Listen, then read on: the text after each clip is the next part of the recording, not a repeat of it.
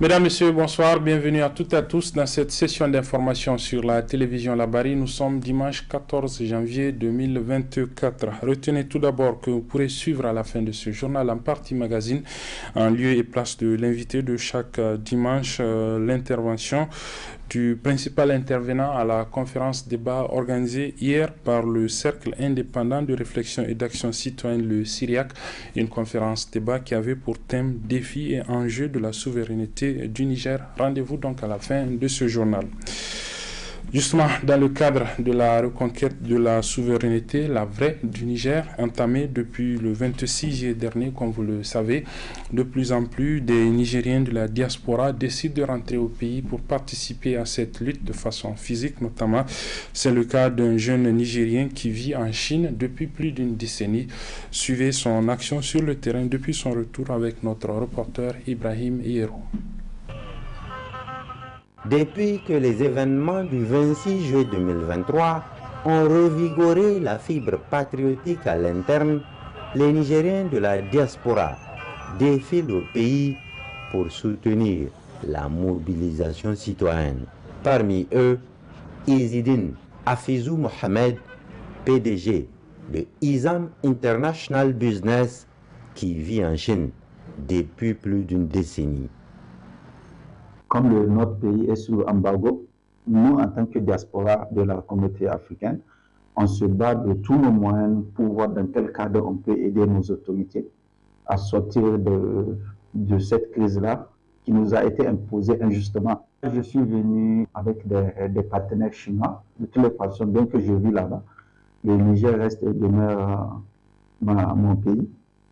Ancien président de la communauté nigérienne dans la ville de Yiwu pendant 5 ans, Izzidine rassure sur le vécu de ses compatriotes en Chine. Les Nigériens se portent très bien, on vit comme chez nous, parce que la Chine et le Niger, on a presque les mêmes cultures. Donc, en tout cas, Yiwu, c'est une ville d'accueil. On a accès à tout ce qu'on veut. Ils ne peuvent même pas, des fois, la plupart des temps, avant de prendre les décisions, les maires locaux et les autorités locales, ils nous avisent. Donc, je peux dire que vraiment, la Chine est notre deuxième terre. Bien intégré dans la société chinoise, ce jeune homme de 40 ans est l'enfant chouchou des médias chinois qui le présente comme un exemple parfait d'immigration réussie. Aujourd'hui, Izzidine Afizou Mohamed est le président du bureau de l'association dénommée Communauté africaine de Yiwu, qui regroupe les ressortissants d'une quarantaine de pays. On participe à plusieurs sortes de volontariats, des dons de sang, des circulations en aide aussi pour la circulation routière. Dans notre mandat aussi, on a en tout cas fait quelque chose qui ne s'est jamais passé dans la ville. On a pu, au moins notre association, on a pu recruter plus de 33 Africains. On les a trouvés du boulot. Excellence, Monsieur Galbasani, ambassadeur du Niger en Chine. Sous le leadership de notre compatriote, cette association a organisé il y a quelques jours une mémorable soirée de gala pour célébrer la fin de l'année 2023. L'événement a mobilisé un nombre impressionnant de diplomates, mais aussi de personnalités chinoises, dont le maire de Yiwu en personne. Pas moins de 4 ambassadeurs, dont le doyen en République populaire de Chine, ont fait le déplacement de Yiwu. Les ambassadeurs du Cameroun, du Mali, du Niger, de la Guinée, ainsi que les consuls de la Côte d'Ivoire à Gwangjo et du Nigeria à Shanghai, y ont tous assisté. Ça a été une soirée riche en couleurs. Ils ont vraiment aimé, ils nous ont même incité à faire ça chaque année et ils sont prêts à nous accompagner dans notre lutte. Parce que, au fait, c'est au cours de ces genres de soirées qu'on montre la culture africaine aux Chinois. Donc, c'est à travers ces genres de soirées qu'on ouvre aussi la porte à des partenaires chinois qui aimeraient venir investir en Afrique. Donc, on est prêt aussi à les accompagner. Du reste, Izzidine Afizou Mohamed a reçu plusieurs distinctions des autorités chinoises, mais aussi de certaines chancelleries africaines en Chine. Pour mémoire, c'est à 28 ans que ce jeune Nigérien a immigré en Chine il y a 12 années déjà. Il a fondé Izam une société qui porte les initiales de son nom et qui dispose d'une succursale au quartier Bokouti de Niamey, dans les encablures du célèbre marché Katako. La société s'est spécialisée dans la vente de matériel électrique et électroménager de type solaire ou en courant continu et est d'ailleurs distributeur agréé de la marque Star. Elle fait aussi dans l'achat, le groupage et le transport de marchandises de la République populaire de Chine au Niger. À cela, il faut ajouter le transfert d'argent du Niger vers la Chine. Toute autre chose à présent, opération de salubrité dans les locaux de la mairie de la ville de Tillabéri. Elle est l'initiative des agents de la collectivité de cette ville, donc de la région de Tillabéri. Les détails avec notre correspondant sur place, Adamou Soumana, notre correspondant plutôt sur place, Joubo Nouhou, en tant que cadreur, commenté par Adamou Soumana. Charité bien ordonnée commence par soi-même, dit un adage dont s'est fait sien le personnel de la municipalité de Tillabéri à travers la présente opération de salubrité. Occasion pour l'un des responsables municipaux de lancer un vibrant appel à l'ensemble de la population. Avec cette nouvelle ère, nous devons vraiment donner les bons exemples de changement à tous les niveaux. Et la question de salubrité est une question de tout le monde. Aujourd'hui, ce n'est pas que seulement la mairie qui devrait s'occuper de la salubrité. La population doit faire aussi de son mieux. Il doit apporter sa contribution, surtout dans les recoins de la ville. Et quant à nous aussi, nous prévoyons d'amener des activités d'envergure par rapport à la sécurité dans la ville et surtout aussi au niveau des services. C'est pourquoi nous voudrions que cela fasse tache d'huile pour que nous rendions notre ville bien propre. Et quand la ville est bien propre, nous gagnons beaucoup plus en évitant beaucoup de maladies, mais aussi en respirant beaucoup d'air vraiment bien pur. Donc voilà pourquoi j'ai utile de continuer et de maintenir cette initiative. Cette opération, bien que modeste, a quand même contribué à donner une belle image à la capitale de la région du fleuve Tillabéri, preuve que si chacun s'y adonne à ce genre d'initiative, ne serait-ce que dans ses alentours, Tillabéri aura un environnement sain où il fera bon vivre. Du sport football avant la partie magazine de ce journal avec ce tournoi interclasse organisé par le complexe d'enseignement privé Flo Germain. C'est dans le premier arrondissement communal de la ville de Niamey. Le tournoi a pris fin hier après-midi avec le sacre de l'équipe de la seconde C pour les filles et celle de la terminale D pour les garçons. Le résumé de ces matchs plutôt avec nos reporters Adam Soumana et Sadou Doumi. Entamé depuis le premier trimestre de l'année scolaire en cours, le tournoi interclasse de football du CSP Flo Germain arrive ainsi à son terme avec à l'affiche pour les filles la seconde C1 contre la première D2. Un match qui s'est soldé par la victoire des filles de la seconde C1 après la séance des tirs au but, car à la fin du temps réglementaire, les deux équipes étaient à 2 buts partout. En marge de cette finale, les responsables de l'établissement se réjouissent du déroulement de cette compétition tout en prodiguant des conseils aux sportifs. Il faut bien que vous dites que quel que soit le gagnant, dans tous les cas, le gagnant, il est à l'école. Donc, il appartient à l'école. Donc, c'est le gain de tout le monde. Donc, il n'y a pas de discrimination, que ce soit la classe, quelle que soit la classe qui gagne. C'est toujours au niveau de l'école Flo Germain que nous gagnons. Et je félicite également tous nos professeurs qui, chaque année, se déplacent, font l'effort pour la réussite de cette rencontre qui est devenue une tradition pour l'école Flo Germain. Alors nous leur souhaitons, n'est-ce pas, un jeu vraiment technique, qu'elles nous montrent, n'est-ce pas, ces équipes-là, qu'elles savent faire le bon jeu, éviter la brutalité, faites le fair play comme on dit, et que la meilleure équipe, n'est-ce pas, gagne. Alors on voudrait, n'est-ce pas, encore une fois vous féliciter et vous encourager pour tout ce que vous êtes en train de faire. Quant à la finale des garçons, elle a opposé l'équipe de la 3e A à celle de leurs aînés de la terminale D qui s'en est sorti vainqueur suite à une séance de tir au but. Ainsi, tout est bien qui finit bien à la satisfaction du président du comité d'organisation de ce tournoi interclasse qui nous parle d'ailleurs des innovations pour cette édition. D'abord parce qu'on a fait les finales en avance par rapport aux autres années. L'organisation s'est bien déroulée. Nous avons fait le parcours sans problème. Et c'est d'ailleurs au Flot Germain seulement que toutes les classes jouent en filles. Et ça prépare une équipe, en filles et en garçons, pour les rencontres inter-établissements. Vraiment, ça répond à nos attentes. Parce que tout d'abord, les élèves se sont bien battus. Le corps professoral, en dehors des profs de PS, les autres aussi se sont bien intéressés. Et l'administration aussi s'est intéressée. Comme d'habitude, le CSP Flot Germain et la fondatrice et le proviseur et l'ensemble du corps de l'administration, chacun aime les disciplines sportives. Puis vint le moment de la remise des distinctions tant individuelles que collectives, avec pour la présente édition des cadeaux gracieusement offerts par le directeur général de la piscine olympique de Niamey, qui a d'ailleurs honoré de sa présence ces finales.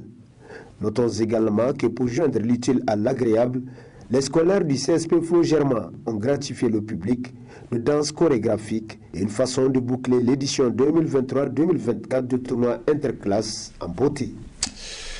La partie magazine, comme je vous le disais, elle est consacrée à la présentation du principal intervenant à la conférence de presse, disons la conférence débat organisée hier par le Cercle indépendant de réflexion et d'action citoyenne, le CIRIAC, une conférence qui avait pour thème défis et enjeux de la souveraineté du Niger. Le principal intervenant était le professeur Mekorema Zakari. Je vous propose donc de suivre l'intégralité de son intervention. Très bonne réception et bonne suite des programmes sur la télévision. Avant le XXe siècle, l'espace Niger, correspondant au territoire nigérien, a été le théâtre d'expansion d'entités politiques ou d'États variés. Les principaux, vous avez au nord, sur la carte, comme vous voyez, le sultanat de l'Aïr, ce sont des zones d'influence, ce n'est pas des limites précises en fait. Toute la partie ouest du pays fait partie de la zone de domination du Mali d'abord, puis du Songhai. La partie centrale est, c'est le domaine du Kanem-Bornou jusqu'aux environs de l'Aïr, les approches environs de Kano en passant par le Damergou, le Damagaram, le nord du Cameroun, le Kanem au niveau du Tchad et au nord jusqu'aux environs de Mourzouk en Tripolitaine. C'est le domaine bornois.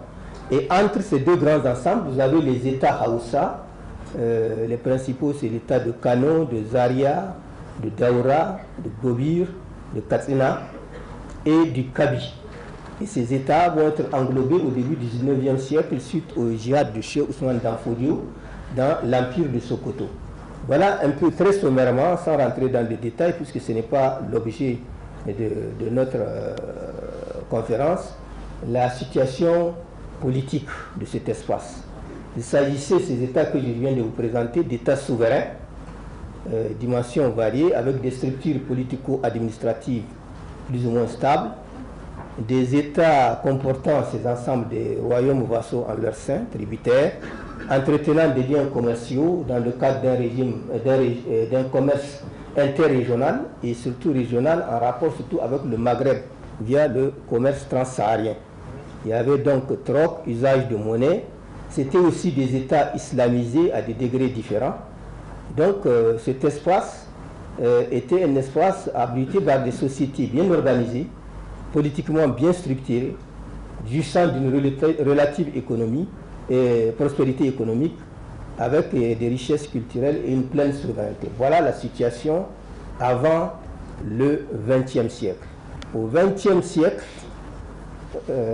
d'abord à l'extrême fin du XIXe siècle, cet espace connaît ce que j'ai appelé le choc colonial.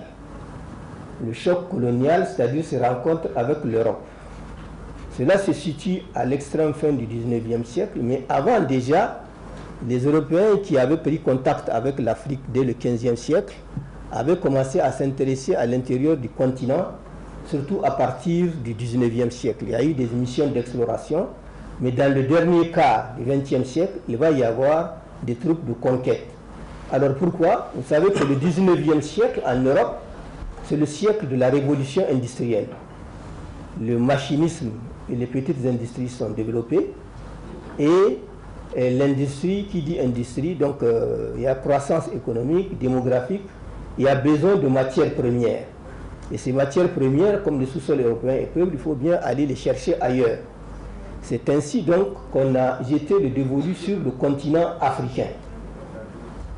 Alors, il y a eu un événement à partir du 15 novembre 1984 au 26 février 1985, qui est la fameuse conférence de Berlin, qui s'est tenue à l'initiative du chancelier allemand Bismarck. Et cette conférence, qui réunissait une quinzaine de pays européens, avait en fait défini les règles de partage de l'Afrique. Alors à partir de ce moment, c'est ce que les Anglais appellent le scramble, c'est-à-dire la ruée sur l'Afrique. Toutes les puissances donc venant en Afrique pour avoir leur part d'Afrique. Donc c'est la phase de la conquête ou de la colonisation de l'Afrique, non pas pour civiliser comme on le dit, mais pour venir conquérir, dominer et exploiter, c'est-à-dire avoir des colonies, des espaces, sources de matières premières, de débouchés du surplus des produits métropolitains, et donc tout cela doit se faire avec le moindre coût. Donc c'est ainsi qu'est née la colonie du Niger. Mais avant d'en venir à la colonie, il faut dire que ces conquêtes ne se sont pas réalisées pacifiquement, parce qu'il y a eu des résistances. Les troupes coloniales, il faut le savoir, c'est juste des troupes constituées essentiellement d'Africains, que les gens appellent de manière péjorative des tirailleurs sénégalais, avec à leur tête une dizaine d'officiers ou de sous-officiers, et c'est eux qui ont un peu partout procédé à la conquête. Alors le Niger a connu deux missions de ce type. La mission Afrique centrale où voulait Chanoine et la mission saharienne. La mission saharienne a abordé le territoire du côté nord en venant d'Alger, passant par Agadez, Zender jusqu'au lac Tchad. Cette mission s'est déroulée sans trop d'encombre, mais par contre, la mission voulait Chanoine ou Afrique centrale, qui a abordé le Niger du côté ouest, puisque le point de départ c'était Saï, s'est distingué par de multiples atrocités. C'était une furie dévastatrice, des villages incendiés, des populations décimées, des braves valides capturés et utilisés comme porteurs ou concubines pour les dons. C'était une véritable furie dévastatrice, au point que le gouvernement français alerté a dû mettre sur pied une mission d'enquête pour vérifier la véracité des faits, arrêter les responsables et conduire la mission jusqu'à sa destination, qui est la conquête du Kanem. Et tout cela finit, je vais aller vite, de manière brutale au niveau de Dankori, à côté de Mejrigi, où il y a eu donc, c'est là que le colonel Club, le lieutenant-colonel, avait trouvé les hommes de la mission Vallée, Boulé Chanoine. Il a été assassiné, son adjoint Méni blessé, sur ordre de Boulé. Et Chanoine et Boulé eux-mêmes ont été tués le lendemain par les tirailleurs qui étaient fatigués de toute cette boucherie gratuite sur des populations innocentes. Donc finalement, il y a eu recomposition, poursuite sur Zender. Là aussi, à Trimini, il y a eu la résistance du sultan Korandaga. Et puis, bon, la prise de Zender et donc l'arrivée au Kanem.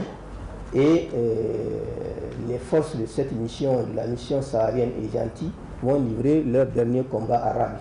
Là, ça a été très notorié parce que Rabi, c'est quelqu'un aussi qui a une puissance de feu, qui est un professionnel de la guerre.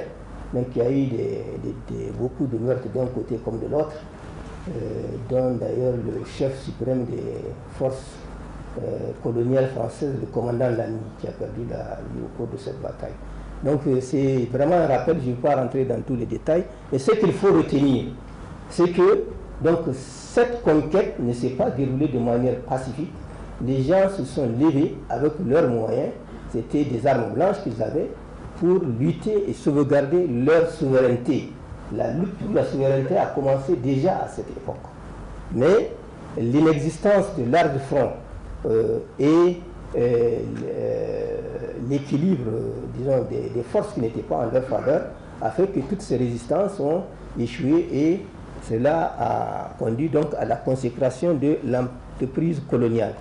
Alors le territoire nigérien est organisé administrativement à partir d'un arrêté en date du 25 juillet 1900 où on l'érige en tant que territoire militaire rattaché au Soudan français, c'est-à-dire le Mali actuel. Puis quelques années après, un territoire militaire distinct et à partir du 13 octobre 1922 en colonie du Niger. Au départ, le territoire était centré sur Zender et donc lorsqu'il atteint le statut de colonie, il y a une nouvelle capitale qui est Niamey en 1926. Alors la colonie, c'est le Niger actuel à 1 267 km², 800 000 carrés de Sahara avec 8 cercles et avec des subdivisions. Les cercles c'était Niamey, Tawa, Madawa, Zender, Gouré, Ngigimi, Agadez, et Bilma ou Kawar, Tibesti. Parce que le Tibesti, jusqu'en 1914, faisait partie du Niger actuel. C'est par la suite qu'il a été détaché. Donc c'était un territoire immense. Alors à l'exception de Niamey, toutes ces subdivisions que je venais d'énumérer, étaient dirigées par des officiers et sous-officiers français. Alors lorsque le système d'exploitation coloniale, qui est un système despotique, marqué par une lourde fiscalité, des réquisitions, diverses autres tracasseries et humiliations s'étaient imposées, cela a suscité encore une vague de résistance et de révolte. On retient notamment la révolte de Amirou Umaru dans la région du fleuve là ici, au niveau des populations Songhai, dans les régions de Kokoro, Daragol, Diamaro, Namaro, Lamordé, Torodi et des Kourtés et des îles du fleuve. Toutes ces populations se sont soulevées, mais malheureusement ça n'a pas donné lieu à une victoire. Il y a la résistance de Alba Seyou dans la région de Sceaux, rejet de l'autorité coloniale, assassinat de garde et refus de payer d'impôts, le complot du sultan d'Ambassa à Zender, la révolte animée par Firoun entre février et mai 1976 dans les régions de Filanka et Ménéké, et la grande révolte de l'Aïr avec Kaoussen à siège, où il y a un siège de 3 mois du camp militaire français, libéré grâce à une coalition de forces armées venues de Dakar, de Zender. Donc c'était une résistance très très sérieuse. Alors après cela, donc, il n'y a plus de résistance et c'est donc l'exploitation de la colonie qui a continué. Il y a eu une phase d'abord de ce qu'on appelle une économie de pillage et de ponction, marquée par une forte fiscalité, des prélèvements en nature, parce que dans la philosophie ou dans la conception des colons, la colonie ne doit coûter rien au pays colonisateur. Donc là où il n'y a pas de monnaie, c'est des prélèvements en nature et une main-d'œuvre gratuite, des travaux forcés, des réquisitions d'animaux de bas, les chameaux, les bœufs, les ânes, ça a été confisqué et utilisé pour les besoins de l'administration. Des conscriptions militaires forcées, nos ancêtres ont participé aux 2 guerres mondiales, à la première et à la deuxième, et des abus de toutes sortes. Et à partir de 1930, à cela s'est ajouté la mise en place de ce qu'on appelle une économie de traite, c'est-à-dire le développement des cultures de rente, coton et arachide notamment pour ce qui est du Niger, et des développements des voies de communication, mais qui hélas au Niger, tous les projets de voies ferrées n'ont jamais atteint le Niger. Du côté ouest de Thiès à Kaye, au Mali, du côté sud de l'Aran, c'est-à-dire la régie Abidjan-Niger s'arrête à Bobo-Dioulasso, et le Bénin-Niger à Parakou. Ce qui fait que donc, du point de vue résultat, l'année a résulté donc un enrichissement des maisons de traite, une réduction des cultures dévolues aux cultures vivrières, la céréaliculture, un appauvrissement des sols et une autosuffisance alimentaire compromise. Sur le plan social, il y a l'encouragement à l'acculturation, en tentant d'apprivoiser surtout l'islam. L'islam a été perçu dès le départ par les conquérants comme étant un obstacle. Ils ont vu, toutes ces révoltes d'ailleurs que je viens de souligner tout à l'heure, ont été interprétées comme étant un complot musulman contre le système colonial, alors qu'il n'en est rien, ce n'était pas ça la réalité. La réalité, c'est que les gens résistaient pour maintenir leur souveraineté et rejeter ce régime infernal. Donc à la veille de l'indépendance, du point de vue bilan, le pays, la colonie se présentait comme un pays déshérité, quasi démuni, aucune voie ferrée, taux de scolarisation le plus faible de toute l'Afrique française, avec 2,2%, une société donc écartelée entre les valeurs culturelles traditionnelles, l'islam et un modèle de vie occidental qui était imposé. Voilà le résultat de la colonisation pendant de 1900 à 1960. Mais seulement maintenant il se passe un événement, c'est-à-dire la Deuxième Guerre mondiale, et au lendemain de la Deuxième Guerre mondiale, il y aura des changements allant dans le sens de l'adoucissement un peu de ce système. Pourquoi? Parce que tout simplement, le système colonial était mal vu à l'international, aux États-Unis, l'URSS, l'ONU. Et la France elle-même, il ne faut pas perdre de vue cela, a été colonisée au cours de la Deuxième Guerre mondiale. De 1945 à 1945, une bonne partie du territoire français, pratiquement les 2/3, était sous l'emprise des nazis. La capitale, Paris, était prise et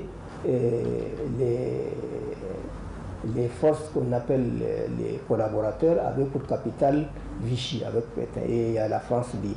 Donc, ayant subi elle-même les affres de la colonisation, elle ne pouvait plus plaider pour le maintien d'un système colonial pur et dur. Ce qui fait que le 27 janvier 1946, une nouvelle constitution, celle de la 4e République française, voit le jour. Et ce qui est important, le changement dont se souligne est exprimé dans le préambule de cette constitution où il est dit que la France forme avec les peuples d'outre-mer une union fondée sur l'égalité des droits et des devoirs sans distinction de race ou de religion. Ça, c'est un changement notoire. Ce n'est plus une question de maître et de sujet ou de coloniser ou colonisateur. On parle un peu de citoyens ayant les mêmes droits sans tenir compte des considérations raciales. Mais ça, c'est au moins sur le papier.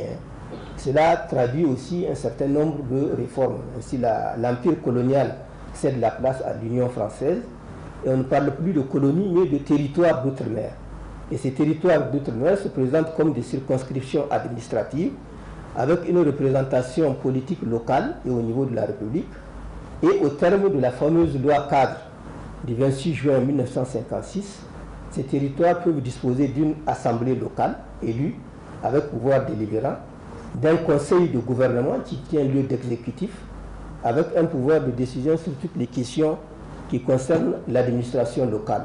Donc le président, c'était le gouverneur de la colonie qui représentait le chef de l'État français, et il y avait un vice-président issu des rangs du parti ou de la coalition des partis majoritaires. Donc ça veut dire que à partir de ce moment, les TOM vont connaître leur première expérience démocratique.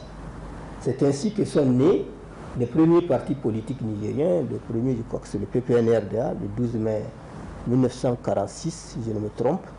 Et puis d'autres partis comme l'UDN, qui est devenu MNC Sawaba, l'UNIS, l'UPN, ainsi de suite.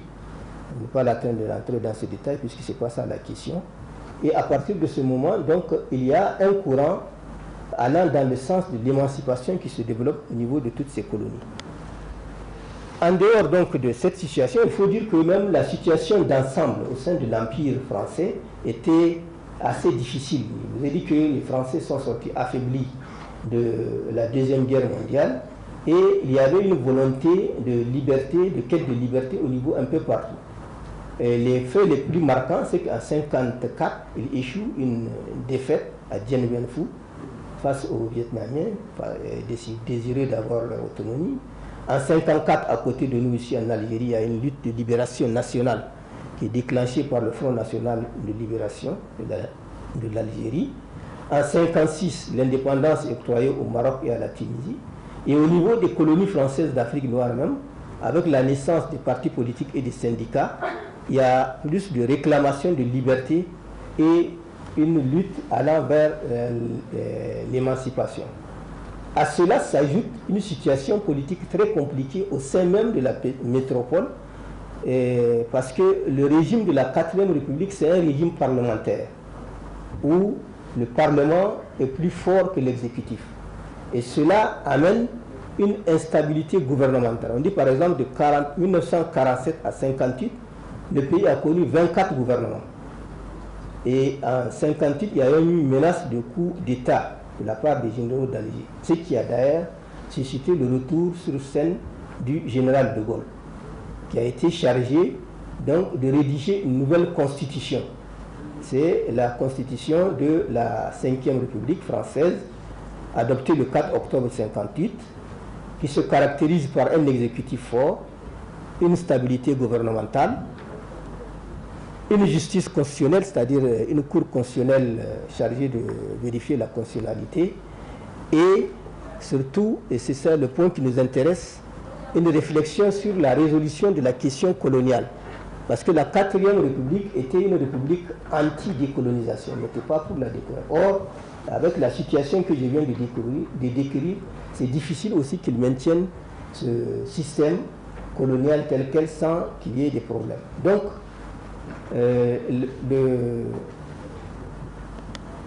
la constitution de la 5e République va consacrer tout un titre, le titre 12, sur la solution de la question coloniale.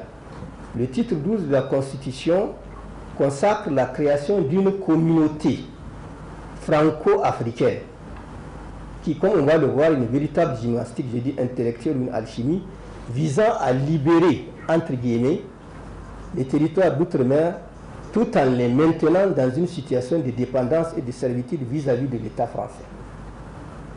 Donc, suivez très bien ce qui va suivre là, parce que c'est de là que se trouve la racine de tous les problèmes que nous vivons actuellement dans nos rapports avec la France.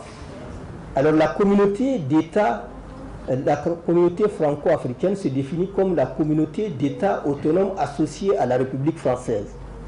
C'est-à-dire c'est une association politique dont le domaine de compétence couvre la politique étrangère, la défense, la monnaie, la politique économique et financière commune, la politique des matières premières, la justice, l'enseignement supérieur, les transports extérieurs communs, les télécommunications. Pratiquement tous les secteurs d'activité relèvent de la compétence de la communauté. Et la communauté est structurée comme suit. Le président, c'est toujours le président de la République française. Il préside et représente la communauté au terme de l'article 80 de la Constitution. Il est représenté au niveau de chaque État autonome ou associé, il a un représentant. C'est l'article 81. Il préside le conseil exécutif qui est composé du Premier ministre français et des chefs de gouvernement des États membres, c'est-à-dire des anciens tomes. Et il préside également ou ouvre, disons, les 2 séances annuelles du Sénat, qui est composé donc des délégués du Parlement français et des assemblées législatives. Et ce Sénat a donc délibéré sur la politique économique financière commune et prend des décisions exécutoires. Voilà comment fonctionne la communauté franco-africaine. Une association politique regroupant la métropole, les anciennes colonies, les TOM, et qui a en charge pratiquement de toute la politique socio-économique de l'ensemble français. Mieux, l'article 86, en son alinéa dit, et c'est là que les choses commencent à se préciser, parce que on dit qu'un État membre de la communauté peut également, par voie d'accord, devenir indépendant sans cesser de ce fait d'appartenir à la communauté. Je répète, un État membre de la communauté franco-africaine peut également, par voie d'accord, devenir indépendant sans cesser de ce fait d'appartenir à la communauté. Ça veut dire qu'on veut concilier des inconciliables. Parce qu'il y a un État indépendant, membre de la communauté, qui est compétente en matière de politique étrangère, de défense de monnaie, de politique économique, financière, des matières premières, tout cela. Et cette communauté, il n'y a que le président français seul qui peut l'engager. Est-ce qu'un État, membre d'une association comme ça, peut être considéré comme indépendant? Toute la question est là. Donc l'esprit, c'est en fait faire perdurer sous une autre forme le système colonial, décrié à l'échelle internationale. Puisque je vous disais tout à l'heure qu'au lendemain de la guerre, le système colonial était décrié dans bien des milieux. Donc il va falloir trouver une sorte un peu de transformation. Et comme ils ne veulent pas décoloniser aussi, on a trouvé ce machin-là, ou ce subterfuge de la communauté franco-africaine, libérée tout en maintenant dans la dépendance. En résumé, c'est ça. Donc, et on dit justement, comme c'est un système qui, c'est sûr, ne va pas résister à l'épreuve du temps, parce que les gens vont s'en rendre compte de la supercherie, on a pris soin donc de dire que la situation de ces États indépendants, membres de la communauté, est déterminée par des accords conclus à cet effet. Et c'est ça le point important que nous allons aborder, ces accords qu'on appelle le pacte colonial, ou les 11 accords secrets qui ont été signés le 24 avril 1961 par les différents chefs des États dits donc indépendants, avant, donc conditionnés par cela. Alors, que dit ces accords? Il est intéressant de savoir ce que le contenu de ces accords. Vous êtes indépendant, le premier accord, mais dit que vous êtes tenu de rembourser la dette coloniale, c'est-à-dire le coût des infrastructures construites par la France au sein de votre pays. Bon, moi je ne sais pas, le Niger, je vous ai décrit sa situation, je ne vois pas de quoi d'ailleurs le Niger a bénéficié. J'ai beau chercher à combien la dette du Niger a été évaluée, moi je n'ai pas trouvé ça. Peut-être s'il y a des gens du ministère des Finances ou des gens plus avertis au cours des débats peuvent nous amener des éclaircissements sur ce point. Mais ce qui est sûr, moi je retiens de la colonie du Niger une colonie déshéritée, qui n'a pas bénéficié de quoi que ce soit. Le deuxième point de l'accord, vous êtes indépendant, mais vous acceptez la confiscation automatique des réserves financières nationales, c'est-à-dire que vous êtes obligé, pour chaque État donc associé, de verser 80% de vos réserves financières à un compte d'opération, si au Trésor français. Et vous pouvez disposer des 20% de ces recettes annuelles, mais à titre de crédit. À titre de crédit. Et là aussi, ce crédit n'est pas systématique, parce que l'accord 9, que je vais lire maintenant, dit que vous êtes obligé d'envoyer en France un rapport annuel, un rapport d'état des réserves financières de votre colonie ou de votre pays. Et le cas échéant, si vous ne présentez pas ce rapport, vous ne pouvez pas obtenir le crédit désiré sur vos propres fonds. Ça, c'est un des accords. Puisqu'il y a un lien, j'ai préféré anticiper pour vous dire son contenu. Alors, c'est là qu'on voit l'importance du système CFA, le franc des colonies françaises d'Afrique. Parce que, contrairement à ce que certains économistes ont dit, le franc CFA, c'est une monnaie française, mais qui a cours uniquement au niveau des anciennes colonies. Même en France, le CFA n'est pas reconnu. Donc ça veut dire que concrètement, dans le cadre de ces accords, si vous vendez pour 100 millions de coton à l'extérieur, celui qui l'achète ne va pas l'acheter avec le CFA, c'est pas connu, il ne connaît pas le CFA. Il va l'acheter en dollars, en yuan, ou je ne sais pas. Et ces devises-là vont tomber directement dans la caisse de l'État français, avec les conditions que je viens de décrire. N'est-ce pas? Donc, en fait, à 100%, pratiquement, vos réserves reviennent à la France, puisque même les 20%, vous ne pouvez les disposer qu'à titre de crédit et à certaines conditions. L'accord numéro 3, c'est, on dit, le droit de premier refus sur toutes ressources naturelles découvertes dans le pays. C'est-à-dire qu'il est interdit pour ces pays d'avoir des partenaires économiques dans les domaines concernés sans l'aval de la France. Quatrième accord, la priorité aux intérêts aux entreprises françaises dans les marchés appels d'offres publiques. Ce qui veut dire que tous les leviers, n'est-ce pas, économiques des États associés sont détenus par des entrepreneurs français. Cinquième accord, le droit exclusif de fournir des équipements militaires et de former les militaires des États membres. C'est-à-dire la formation, c'est toujours en France. c'est là-bas aussi que vous devriez payer les équipements. Et je crois que jusqu'ici, il y a des pays, j'ai entendu dernièrement les gens dire qu'ils font des commandes, mais il y a un blocage. N'est-ce pas? 6e accord, le droit de la France de déployer des troupes et d'intervenir militairement dans le pays pour défendre ses intérêts. Voilà, vous êtes un pays indépendant, mais si ses intérêts sont menacés, on n'a pas besoin de votre accord, on intervient directement pour régler les choses à sa convenance. L'accord 7, l'obligation de faire du français la langue officielle du pays et la langue d'éducation. C'est tout à fait normal, ça se comprend. Je disais tout à l'heure que la meilleure forme de domination, c'est la domination culturelle. Donc, 8, obligation d'utiliser le CFA, véritable vache laitière, donc je l'ai dit, n'est-ce pas? L'article, le 9, j'ai déjà lu ça, c'est l'obligation d'envoyer en France un rapport. Le 10, c'est l'interdiction de toute alliance militaire avec d'autres pays, sauf sur autorisation de la France. On n'avait pas besoin d'avoir des machins. Et enfin, 11e accord, l'obligation de s'allier avec la France en cas de guerre ou de crise mondiale. Ça se comprend. Puisque les deux guerres, nos ancêtres ont combattu farouchement pour libérer la France, surtout au cours de la Deuxième Guerre mondiale. C'est surtout les forces mobilisées. Vous savez que la capitale de la France libre, à un moment, c'était Brazzaville. C'est à partir de là qu'on a mobilisé tous nos ancêtres-là, qu'on appelait péjorativement tirailleurs sénégalais, n'est-ce pas, avec les forces alliées pour dégager le nord. Donc, compte tenu de cet avantage, cet accord, cela se comprend. Alors voilà les 11 accords secrets qui doivent encadrer les indépendances. C'est-à-dire, si vous êtes d'accord avec ces accords, on vous donne l'indépendance.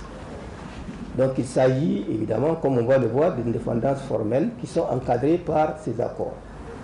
Alors, quel est le sens, je dis, ces accords? C'est-à-dire, un accord, normalement, se base sur un consentement mutuel entre les signataires.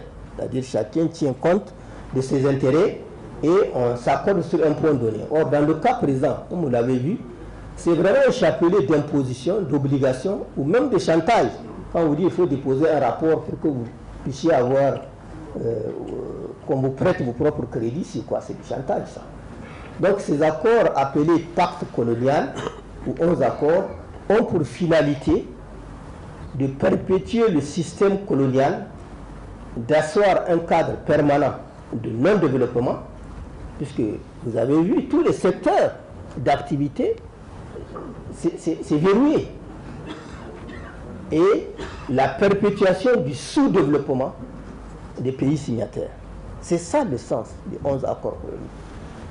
Perpétuer le système colonial, asseoir un cadre permanent de non-développement ou de perpétuation du sous-développement. C'est ça qui est visé. Donc, il s'agit tout simplement, moi j'ai dit, d'accords de servitude dans le cadre desquels aucune souveraineté, aucun développement n'est possible.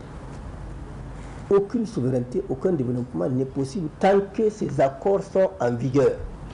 Et ils sont toujours en vigueur. Alors les indépendances qui vont être données formelles, accordées à partir de 1960, sont encadrées donc par ces accords. Alors donc en 1960, on accorde des indépendances formelles. Pourquoi? Parce que la France voulait aussi avoir une bonne conscience auprès de l'opinion internationale qui n'est pas d'accord avec le système colonial. Donc on a décolonisé, donc il n'y a plus de colonies. Éviter aussi que le courant d'émancipation qui a vu le jour au niveau des territoires d'outre-mer d'Afrique ne conduise à de véritables luttes d'indépendance. Et donc sauver ce qui reste du champ de domination. C'est ainsi donc qu'on a accordé ces indépendances-là, toute une pluie, en 1960. Alors ce sont des indépendances formelles. Ça veut dire quoi? Ça veut dire que vous avez un territoire, vous avez une constitution, vous avez un hymne, vous avez un drapeau, vous avez des armoiries et des institutions étatiques. Voilà l'indépendance formelle. Ce qui fait que donc, il y a une double compréhension des indépendances selon les milieux. Pour les Africains, vous vous souvenez, toutes ces scènes de liesse qu'on avait, les Africains avaient cru qu'ils avaient enfin recouvert leur indépendance. Ils avaient donné, pour eux, s'il s'agissait de gérer donc leurs affaires indépendamment. Mais pour le colonisateur français, ces indépendances formelles étaient accordées conformément à l'esprit de la communauté franco-africaine, qui est devenue France-Afrique par la suite, avec les indépendances, parce qu'on ne pouvait plus garder le terme de communauté. Et c'était des indépendances dépourvues de tout contenu. Formellement, vous êtes indépendant, mais ces indépendances n'ont aucun contenu. Et pour qu'il en soit ainsi, un certain nombre de mesures d'accompagnement ont été prises pour éviter à ce qu'il y ait une mutation de ces indépendances formelles en indépendance véritable. Alors, parmi les mesures d'accompagnement, la première et la plus importante, et vous allez comprendre pourquoi on a tous ces problèmes maintenant, c'est qu'il faut que la France ait toujours le monopole du choix des dirigeants. Il faut des dirigeants soumis et dociles. Et le haut commissaire français au Cameroun, Pierre Messmer, disait, je cite, « Nous accorderons l'indépendance à ceux qui la réclament de moins, après avoir éliminé politiquement et militairement ceux qui la réclament avec le plus d'intransigeance. » Voilà la règle pour accorder les indépendances. L'accorder à ceux qui la réclament le moins, éliminer politiquement et physiquement ceux qui réclament cette indépendance avec le plus d'intransigeance. Alors à partir de ce moment, quel est le statut véritable de ces dirigeants? Pour la France officielle, c'est juste des représentants du président français, conformément à l'esprit de la communauté franco-africaine, devenue France-Afrique. Donc des représentants du président français au niveau de leur pays respectif, conformément à l'esprit de la communauté devenue France-Afrique, après des indépendances formelles. Et en fait, en réalité, ils ont une délégation de pouvoir. Et leur charge, c'est de garantir l'application de ces accords qui encadrent les indépendances formelles pour assurer la pérennité des intérêts français outre-mer. Donc, pour nous résumer, pour la France officielle, les tomes ne sont rien d'autre que des néocolonies françaises. Leur président, entre guillemets, des commis du président français, d'où la forte ingérence de la France dans le choix des dirigeants au niveau de ses ex-colonies. Vous voyez maintenant, si on fait le lien avec les faits récents, pourquoi on est allé jusqu'à convoquer un conseil de sécurité au niveau de l'Élysée. Pourquoi le Français disait que les nouvelles autorités qui sont issues du coup d'État du 26 juillet, ils ne les reconnaissent pas parce qu'ils sont illégitimes. Illégitimes parce que justement, ils ne sont pas venus dans le cadre tracé là. Il faut bien le comprendre. C'est ça qui explique l'illégalité. Et c'est pourquoi on dit que notre seul interlocuteur, c'est le président déchu. Vous voyez le lien. C'est-à-dire qu'ils sont toujours dans la logique de la communauté franco-africaine. Ça, il faut bien le comprendre. Voilà le lien, comment le passé explique la situation présente. N'est-ce pas? Ces autorités ne sont pas reconnues parce que justement, elles n'ont pas suivi cette voie pour accéder. Et le seul que nous reconnaissons, c'est celui qui a suivi cette voie. Et donc, voyez le lien. Alors, le statut véritable, donc j'ai parlé de ça. Ça, c'est donc la première mesure d'accompagnement pour préserver les indépendances formelles et éviter de donner à ces indépendances un contenu véritable. Ensuite, il y a eu d'autres mesures d'accompagnement. D'abord, c'est vrai, la communauté franco-africaine, c'est quelque chose de l'époque coloniale, et c'est pourquoi il faut quand même maintenir toujours ce cadre et cet esprit, et on a créé la France-Afrique.